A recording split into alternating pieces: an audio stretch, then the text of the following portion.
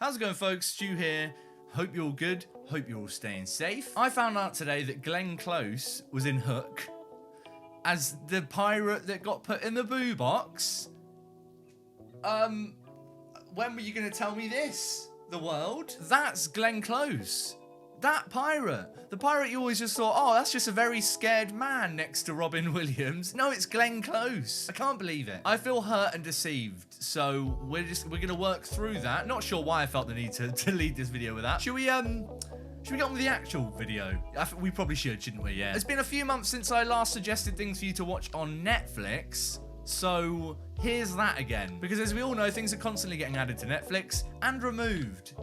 And you don't know it's happened until you go to sit down and watch it, and then it's not there. They ask you how you are, you just have to say that you're fine, when you're not really fine, but you just can't get it. I feel for anyone going through that at the moment. It's one of the objectively most distressing things that could happen to anyone, really. Second to finding out Glenn Close was in Hook. But I also asked you guys what you wanted to see next on the channel, and you all pretty much said this one, so it's your fault as well. Before we get cracking though, if you like films, you like talking about films, all things movies, and you don't hate this face, subscribe, maybe? I don't know, just a suggestion. But if you're kicking back for a movie night and you're in need of a suggestion for what to whack on with the popcorn, with the snacks, with the goodness, here's some suggestions for you. I hope you can find at least one good film in here. I mean, I'm sure you will, because I love them all. But you know, film's subjective. You might not like some of these suggestions, in which case, please don't turn up at my house with any weapons. And of course, let me know any of your suggestions in the comments below as well. Oh, also, this is UK, because I'm in the UK. I can't speak for American Netflix. They tend to have different things, tend to have better things over there. So if you're in America watching this video, I'm sorry. I'm so sorry. But if you're in the UK watching this video, buckle in, because it's about to get suggestion-y. I could have done a lot better with that one, but I'm going to leave it in. But without further ado, let's talk about 10 films that you absolutely have to watch on Netflix right now. But no pressure. Do it in your own time. I know we're all busy. Let's kick things off with a new addition to Netflix. I think it was added a few weeks back. You need to watch it if you haven't already, and it's the Peanut Butter Falcon. I've done a full review for this one on the channel, so I'll try and keep this short. Again, clicky up there if you want to see the reviewee.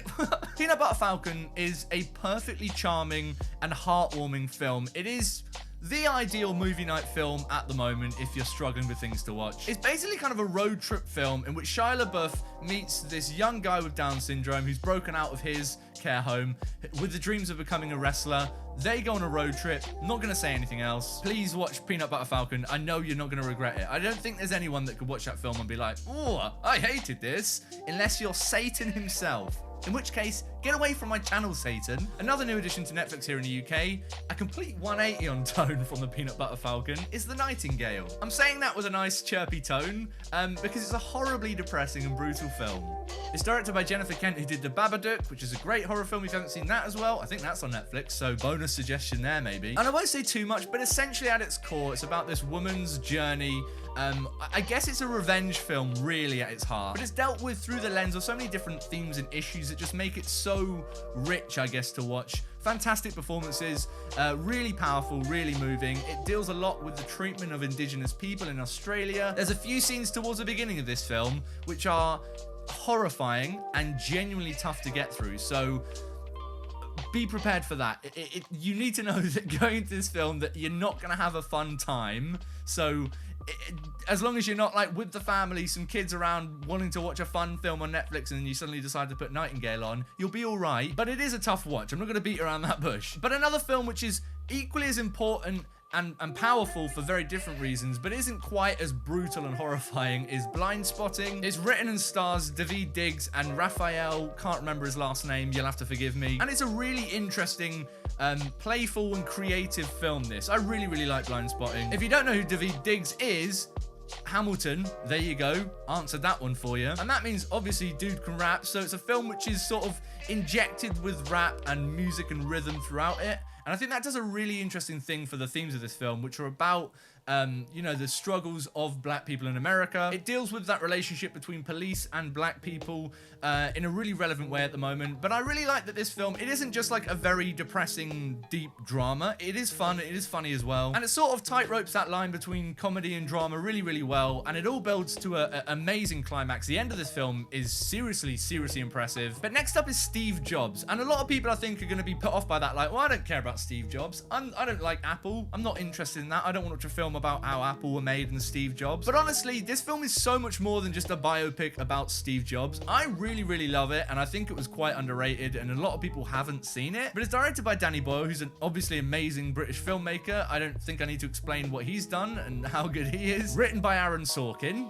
one of the greatest screenwriters maybe of all time. But it's really not so much about kind of Steve Jobs and his legacy in Apple, so much as it is about a father and a daughter and that relationship. And so I think it's quite, I guess, universal, relatable in that sense. But it's a perfect case study in how you can use film to pull out certain threads that you want to explore in a real life person without feeling like you need to do some kind of documentary non-fiction format of everything has to be exactly how it was. I love that. I think it's really interesting. Makes for an incredibly captivating watch. Very moving as well. You'll probably really enjoy Steve Jobs even if you have no interest in the guy whatsoever. Plus Michael Fassbender, always an added bonus. Next up on the list is a film which I kind of feel a bit bad about throwing in here because I was trying to pick films which I think at least a certain amount of people haven't seen and will be able to see something new.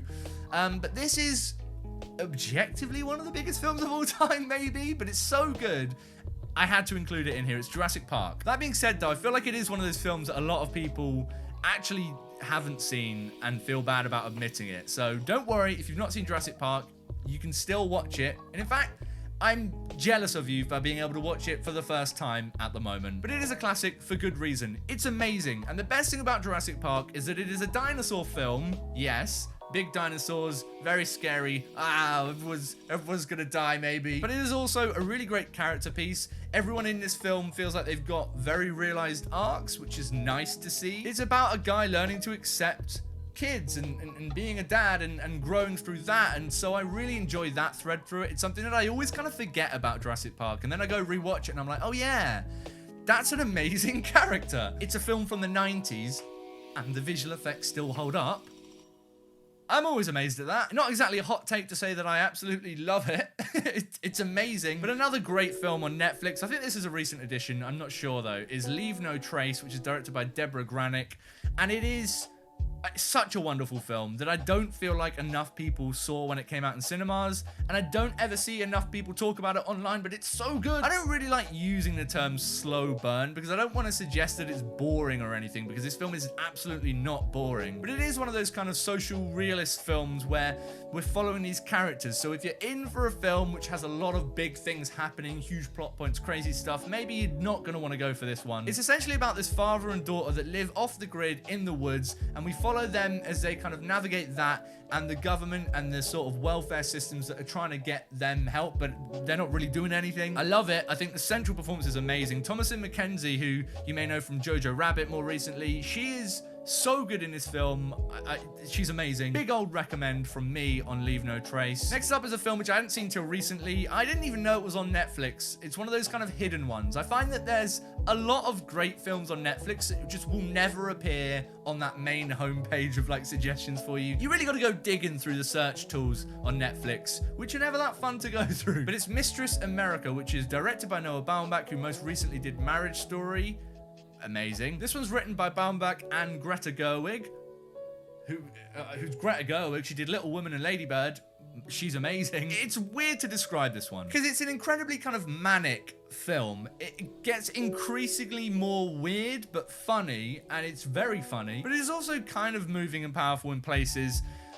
It is verging on a very fine line that I find with Noah Baumbach films where the characters, the characters are dickheads. You don't really like them, but I think they're dealt with in a way which A, feels like it's intentional. They know that these characters aren't perfect, amazing people because no one is. And B, they're realized through great performances and often really great comedy, in this case from Greta Gerwig, which makes it enjoyable to watch them. They're engaging characters despite the fact that they're not great people. But this is definitely kind of the most consistently funny Baumbach film I've seen. I think Greta Gerwig's great in it. It's a really fun film. which might feel strange if you've just come off the back of Marriage Story, which is kind of not fun, but it's a great little hidden gem. It's also like 86 minutes. It's a nice short film. I've got a lot of time, ironically, for short films. When it's the end of a night and you're like, oh, I want to watch a film, I'm not sure if I've got enough time, and then a sweet 80 to 90 minute film comes along, and you just know, you know, you're gonna be all right. You're gonna be all right. Next up is another really hidden gem, like really, really hidden gem on Netflix. I didn't know this film existed. I don't know who the director is. I did not seen anyone that acted in it act in anything else before. I only found this film because I watched Boyhood and I just happened to click them more like this. And at the bottom, this was there. I mean, it's nothing like Boyhood, really, at all. So I don't really know why it was there. But I'm happy I found it. It's called Tramps. And it's just a nice, pleasant watch. It's not a particularly amazing film. It's not really doing anything groundbreaking or new. It's just an enjoyable, nice watch for an hour and a half. And I think there's a place for films like that. It's essentially about a guy that ends up having to swap a briefcase with someone on a train station because his brother can't do that job in whatever world of crime he's in. He loses a briefcase, and the film is basically him and the getaway driver that he's been paired with spending time together whilst trying to get the briefcase. But it's really, really well shot. I like the look of this film. It's well performed. I enjoyed the chemistry between the two leads, and that makes it much more watchable on the whole. It's fairly predictable. You kind of know what's going to go on, but I enjoy watching films which are just two people getting to know each other. Definitely worth checking out. Again, it's under 90 minutes. Yay. I also just like seeing trains in America. That's a weird point, isn't it? And now I've said it out loud, I'm realizing I probably shouldn't have. But actually, no, we're going to stick around on this. I don't know if any other British people have this, but when you see films set in America where they get on a train or like the New York subway, there's something cool about it. And that is the most British tourist thing I've ever said on this channel, but I love it. I imagine an American hearing me say that is probably the equivalent of me hearing an American say like, oh, the tubes in London seem great. They're not great. They're really not. They're horrible, sweaty, dirty places that you shouldn't spend much time in. But let's move from nice, quaint, romantic films to Children of Men, which isn't a nice, quaint, romantic film. It's about a very, very sad time in the future. If you've not seen Children of Men, watch Children of Men. It's as simple as that. I could leave it there, but I'm not going to. Directed by Alfonso Cuarón. I've lost words, apparently. Alfonso does that. It's set in a dystopian future where people cannot give birth, babies are not being had by women. That felt weird to say. Why did I say it like that? It is the perfect and probably my go-to example of how to pull off a dystopian world. The beauty of Children of Men is that Cuarón is so good at building a world without it feeling like it's shoving the information down our throat. It's got great sort of sci-fi dystopian film elements in there, but at its core, it's a great drama, a great sort of thriller as well. Aside from the world building, it's amazingly directed and amazingly shot. I mean, there are scenes in this film which you're like, how are you getting a camera in any of these places, you wizard? Once you've watched it, go to YouTube, type in Children of Men behind the scenes, and you will be mind blown at how they did it. First Reformed is directed by Paul Schrader, stars Ethan Hawke and Amanda Seyfried, one of those. Hell, again, this is a film which not enough people saw, and it's a crime because it's ruddy fantastic. It's a really interesting look at this sort of intersection in one character's life between religion and organized religion and everything that comes with that, faith, and environmentalism and all of those things and the kind of morals that come with that. It's one of those films which might feel a little bit slow, but it's constantly cranking that wheel of tension. And the finale of this film I thought was amazing, but it is an ending that is going to divide a lot of people, and it's been designed to be that. I loved it, but you might not. But that is, I guess, the beauty of films. One of those films where when you finish it, you just got to talk to someone about it. You can't just finish First Reformed and be like, well, on to the rest of my day. I mean, you can, but you might be a maniac, in which case, get away from this channel. We don't want maniacs here. We've already had Satan. He wasn't fun. It was terrible at parties. Definitely check it out. I'm going to class it as a hidden gem because I don't know enough people that have watched this film, but it did do well critically, so maybe it isn't a hidden gem. But I'll tell you what it is the last one on this list. We've come to the end, haven't we? Oh, I know, very sad. But hopefully I've given you at least a few suggestions that you can take and go and check out if you haven't seen them already. At the very least, you probably just found out that Glenn Close was in Hook, so it's been worth it. Of course, please let me know what you've been watching on Netflix in the comments below. Any suggestions you've got for me, any hidden gems on Netflix, please lob them all down below. I'll probably do another one for Amazon Prime like I did previously, because that's another streaming service that people are using. And we all know Jeff Bezos needs the exposure and the money. See you guys soon for some more chit chat about films. It's very hot outside right now, so it's a miracle that I haven't just become the sweatiest being on this whole planet through this entire video. But I am probably going to spend the rest of the day sat in front of a fan crying. Who am I, Shia LaBeouf? Remember when he had that weird phase? What a man.